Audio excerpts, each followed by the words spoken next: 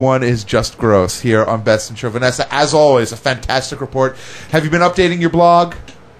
You silly goose. Yeah. There've been a couple things in there. Have people been checking it out? Stories. People should be checking it out. Yeah, check them out. Over at it's vanessacheatwood.blogspot.com. Do it. And Cheatwood is spelled with an EA. Yeah, like you're cheating. It's like a real cheat. It's like a cheat, not like a cheetah. It's not a double E. It's a cheat. Check it out. Be part of the magic. Be part of the fun. Vanessa, as always, a fantastic report. God bless you for being you. All right. I'll talk to you guys next week. Bye-bye, buddies. Bye. And by buddies, I guess there's only one. There is only one of her. I don't need to multiply thank her. Excellent. Here on Best in Show, where now the show is cleaned up. There's no more gross here on Best in Show, bestinshowradio.com. Call us on the hotline, 877-744-6405. Get us on the instant messenger, Best in Show Keith, Best in Show Brian, or Best in Show Chris. Or join us in one of the many chat rooms that we're involved with. Apparently, it looks like Brian's going to go to the bathroom and throw up as we were going to try and make it a non-gross show. What's grossing on, Brian? Oh, man, he doesn't look good. By the way, speaking of gross, I want to throw something out there. A couple of weeks back, we reported about a Chinese dumpling or shopao pork bun company. Maybe we didn't even report it. I was like, "What are you talking about?" Maybe we had a conversation over here. We talked about there was a company that was making Chinese pork buns, but was using, instead of pork, was using cardboard, wet cardboard. Oh. We didn't talk about this on the air. It actually sounds familiar, but I don't remember talking about it. Maybe we talked about it after the show. I thought we talked about it on the air. We didn't. Well, this week, Zi Beha, the TV reporter who exposed the story, was sentenced to 1 year in jail and forced to pay fines because the story was totally fabricated. So if you're in China and you're eating pork buns, don't worry about it. There's no cardboard in your pork buns. It was just a reporter looking to...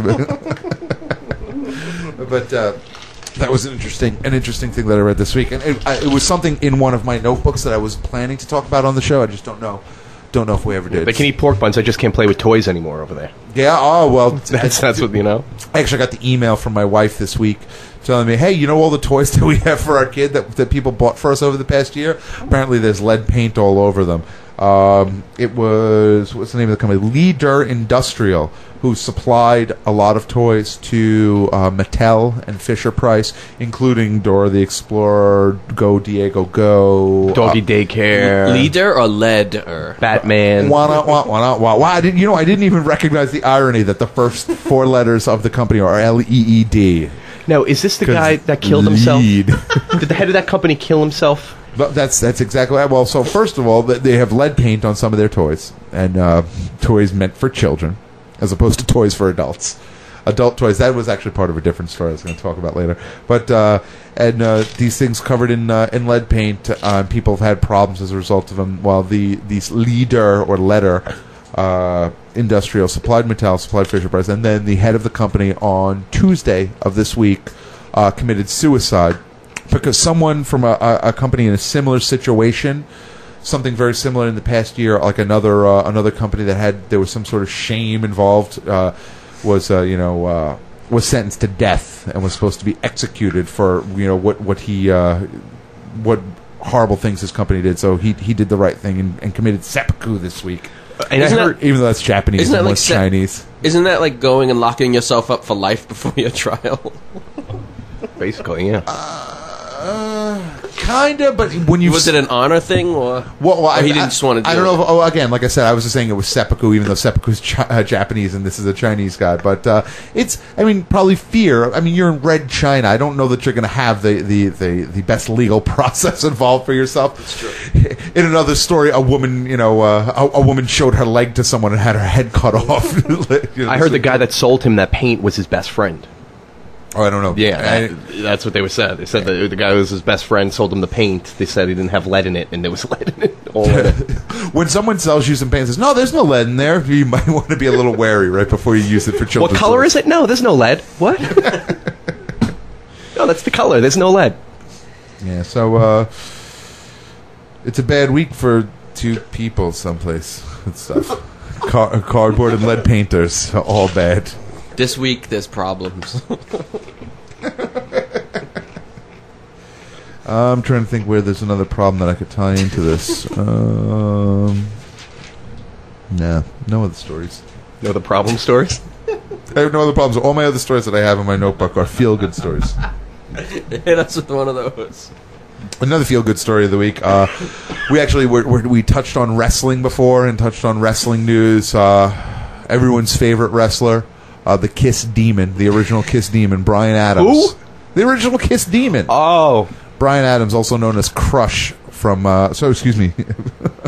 Crush from Demolition fame. I thought I named the wrong member of Crush for a second. I said, wait, did I just say the wrong person? I thought they were Axe and Smash. Axe and Smash were the original Demolition. Then they became a three-man tag when Crush joined the fold. Crush, also known as Kona Crush, also known as one half of Chronic, passed away this week in mysterious circumstances, I guess is the least. He, I don't know, was laying in bed and he died. So there's the mystery. No one knows what the thing is. I don't know if he OD'd or what. There was haven't been a report yet. How old?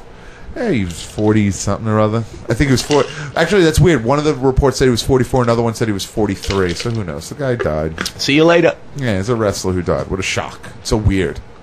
So weird the way these things work out.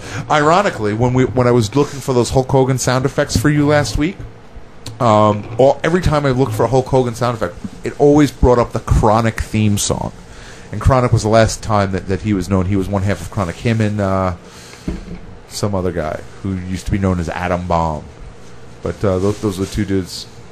And every time I looked at it, I said, wow, what about Atom Bomb? I didn't think about this guy, and then he wound up dying like 2 days later. Isn't there another guy that died this week, too? Oh, last week, the weekend after? Phil Rizzuto, he was my favorite wrestler who died. Oh, Merv Griffin. He was a good tag team guy, right? Yeah. I mean, you got your thoughts and prayers. But who really knows? Did you ever watch the Merv Griffin show?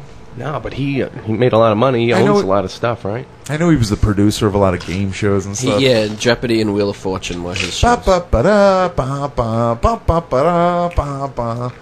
Price is Right. Well, I guess Best game show theme song ever. What were you saying or were you asking? No, I'm saying, I think, anyway. Is what? Price is Right. I got it. Put it on. Dude, in all honesty, the Jeopardy theme song is pretty huge. It's pretty phenomenal. As a song, though? Well, I know, because I'm sure you walk around with your iPod bumping, listening to the Price is Right theme He does. song. Oh, I mean, I also find him walking. He's also walking around listening to like Cradle songs too. So what does he know? Picking his nose and eating He it. listens to Archers of Loaf. Like, what does he know about music? I'm trying to think of other good game show songs, but I can't even. None are really rememberable. All you really remember is The Price is Right and Jeopardy. I love Rememberable. Memorable. Newlywed Game wasn't bad. Can you whistle that? Yeah, hum I it. gotta remember it first. I love the game show theme song portion of the show where we hum them because we didn't know we were going to do it. Newlywed Game. That's weak. Oh, wait, you know what? The Newlywed Game wasn't it Spanish Flea? Now that I think of it.